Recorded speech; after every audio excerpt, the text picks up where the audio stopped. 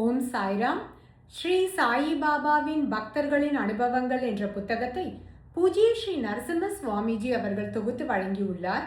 அதிலிருந்து நரசிம்ம சுவாமிஜியிடம் பி.வி. தேவ் அவர்கள் அளித்த பேட்டியை நாம் பார்த்துட்டு இருக்கோம். அதோட தொடர்ச்சியை நாம் இப்போ பார்க்க போகிறோம். ஸ்ரீ நரசிம்ம சுவாமிஜி அவர்கள் பி.வி. தேவ் கிட்ட ஸ்ரீ சாயிபாபா ஜீசஸ் கிரைஸ்ட் மாதிரி மக்களுடைய, அதாவது பக்தர்களுடைய குறைகளை நிவர்த்தி பண்ணி அவங்களோட நோய்கள் எல்லாம் போக்கினாரா அப்படிங்கிற கேள்வியை எழுப்பியிருக்கலாம். அதுக்கு பதிலளிக்கும் முகமாக பி.வி. தேவ் அவர்கள் சொல்றாரு, ஜீசஸ் கிரைஸ்ட் மாதிரி ஸ்ரீ சாயி பாபாவும் பல பக்தர்களுடைய நோய்களை நிவர்த்தி பண்ணியிருக்காரு. இதுக்கு எத்தனையோ உதாரணங்கள் சொல்லலாம்.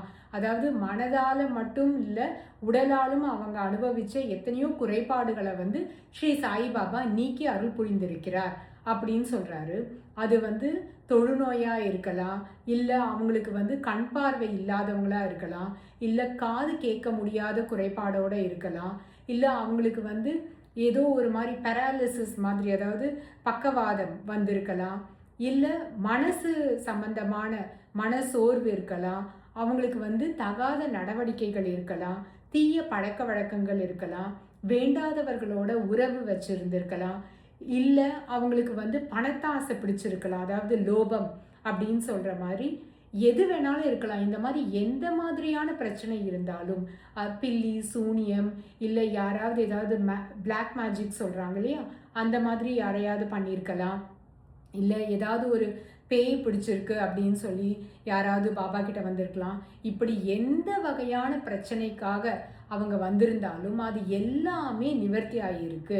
இதற்கு பல உதாரணங்கள் இருக்கு அப்படின்னு பி.வி. தேவ் சொல்றாரு.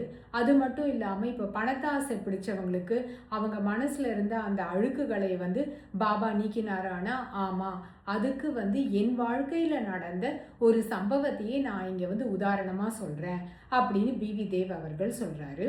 பி.வி. தேவ் அவருடைய சர்வீஸ் முடிஞ்சு அவர் ரிட்டையர்ட் ஆகுறாரு. ரிட்டையர்மெண்ட் டைமில் உங்களுக்கு எக்ஸ்டென்ஷன் வேணும்னா இன்னும் ஒரு 3 மாதம் எக்ஸ்டெண்ட் பண்ணிக்கலாம் அப்படின்னு சொல்கிறாங்க. அதனால இவர் தன்னுடைய வேலையை இன்னும் ஒரு 3 மாதத்துக்கு எக்ஸ்டெண்ட் பண்ணிக்கிறாரு. அந்த 3 மாத எக்ஸ்டென்ஷன் பீரியட் முடிஞ்சதுக்கு அப்புறமா கலெக்டர் இவர்கிட்ட உங்களுக்கு இன்னும் 1 வருஷம் எக்ஸ்டென்ஷன் வேணுமா அப்படின்னு கேட்குறாரு. கேட்கும்பொழுது இவர் ஆமாம், என்னோட சர்வீஸை இன்னும் 1 வருஷத்துக்கு எக்ஸ்டெண்ட் பண்ணுங்க அப்படிங்கிறாரு. அதுக்கப்புறம் ஆலோசனை எல்லாம் பண்ணி மேல் மட்டத்தில் ஒரு முடிவுக்கு வராங்க. அவங்க இவருக்கு இன்னும் ஒரு வருஷம் எக்ஸ்டென்ஷன் கொடுக்குறாங்க. இந்த மாதிரி இவர் இந்த எக்ஸ்டென்ஷன் பீரியடில் வேலை பண்ணிட்டு இருக்கும்பொழுது ஒரு நாள் ஸ்ரீ சாயிபாபா இவருடைய கனவுல தோன்றாரு. அந்த கனவுல ஸ்ரீ சாயிபாபா வேற ஒருத்தரோட அமர்ந்திருக்காரு.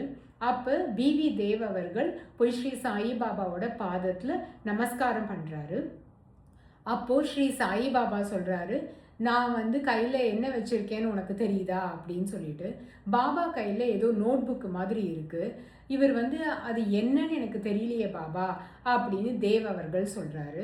அப்போ ஸ்ரீ சாயிபாபா இதெல்லாம் கணக்கு வழக்கு பார்க்குற நோட்டு, இது உன்னுடைய நோட் புக்கு, உன்னுடைய கணக்கு வழக்குகள் அப்படின்னு ஸ்ரீ சாயிபாபா சொல்கிறாரு.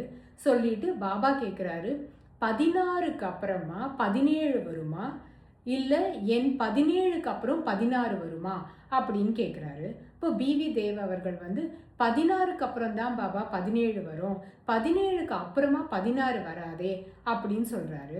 அப்படின்னா உன்னுடைய கணக்கு புத்தகத்தில் 17க்கு அப்புறம் தான் 16 வருது அப்படிங்கிறாரு. அப்படி எப்படி பாபா இருக்க முடியும், எனக்கு ஒன்றும் புரியலையே அப்படிங்கிறாரு பி.வி. தேவ். ஸ்ரீ சாயிபாபா உடனே அந்த நோட்டு புத்தகத்தை அப்படியே வீசி எறிகிறாரு. நீயே பார்த்துக்கோ உன்னோட கணக்கை அப்படின்னு சொல்லிட்டு பி.வி. தேவ் அந்த நோட்டை திறந்து பார்க்குறாரு. பார்த்தா அதில் 17க்கு அப்புறம் தான் 16 இருக்குது. இது என்ன, இது இப்படி இருக்கே அப்படின்னு சொல்லிட்டு இவர் கேட்குறாரு. அப்போ ஸ்ரீ சாயிபாபா சொல்கிறாரு, ஆமாம், உன்னோட கணக்கும் இப்படி தான் இருக்குது அப்படின்னு சொல்கிறாரு. அப்போ தான் இவருக்கு அந்த கனவுடைய அர்த்தம் என்னன்னு புரிஞ்சுது அப்படிங்கிறாரு. இவருக்கு என்ன புரிதல் ஏற்பட்டது அந்த கனவுக்கு அப்புறம் அப்படிங்கிறத இவர் குறிப்பிடலை. ஆனால் நம்ம யூகிச்சு பார்த்தோன்னா 16 அப்படிங்கிற நம்பருக்கு அப்புறம் தான் 17ங்கிற நம்பர் வரணும். அதாவது இப்போ 16ங்கிறது ஒருத்தர் ஒரு கம்பெனியில் இத்தனை வருஷம் வேலை செய்யணும் அப்படின்னு இருந்தால் அவர் இத்தனை வருஷம் அவரோட சர்வீஸை முடிச்சதுக்கு அப்புறமா அவர் ரிட்டையர்ட் ஆகணும். அப்போ அந்த 17ங்கிறது சர்வீஸ்க்கு அப்புறம் வர ரிட்டையர்மெண்ட்டை குறிக்கலாம். அப்போ ரிட்டையர்ட் ஆனதுக்கப்புறம் திருப்பியும் வந்து சர்வீஸ் வந்து நம்ம பண்ண முடியாது இல்லையா? அதை தான் இப்போ இவர் பண்ணியிருக்காரு. சர்வீஸ் வந்து 16ஓட முடிஞ்சிடுச்சு. ஆனால் இவர் வந்து 17க்கு அப்புறம், அதாவது ரிட்டையர்மெண்ட்டுக்கு அப்புறம் 3 மாதம் சர்வீஸில் இருந்திருக்காரு. திருப்பி ஒரு வருஷம் சர்வீஸில் இருக்காரு. ஸோ அப்படி இருக்கும்பொழுது அந்த 17க்கு அப்புறம் 16 அப்படிங்கிற மாதிரி இருக்குது. அப்போ அந்த கணக்கு வந்து சரியாக இல்லை அப்படிங்கிறத தான் ஸ்ரீ சாயிபாபா இவருக்கு குறிப்பால் உணர்த்தி, இவருக்கு வந்து அந்த பணத்து மேலே இருக்க ஆசைனால, அதாவது நம்ம ரிட்டையர்ட் ஆகிட்டோன்னா நம்மளோட சம்பளத்தை விட பாதி தொகையோ இல்லை ஏதோ ஒரு கணக்கு பண்ணி அதுக்கேற்ற மாதிரி தான் நமக்கு மாதம் அந்த பென்ஷன் தொகை வரும் இல்லையா? அப்போது அது நம்ம சம்பளத்தை விட கண்டிப்பாக குறைவான பணமாக இருக்கும். ஸோ இவர் பிவி தேவுக்கு வந்து நிறைய பணம் வேணுங்கிறதுனால ரிட்டையர்ட் ஆனதுக்கு அப்புறமும் இன்னும் திரும்பி அவர் சர்வீஸில் இருந்து அதே சம்பள தொகையை அவர் பெறுறதுக்காக தான் அவர் முயற்சி செஞ்சுருக்கலாம்.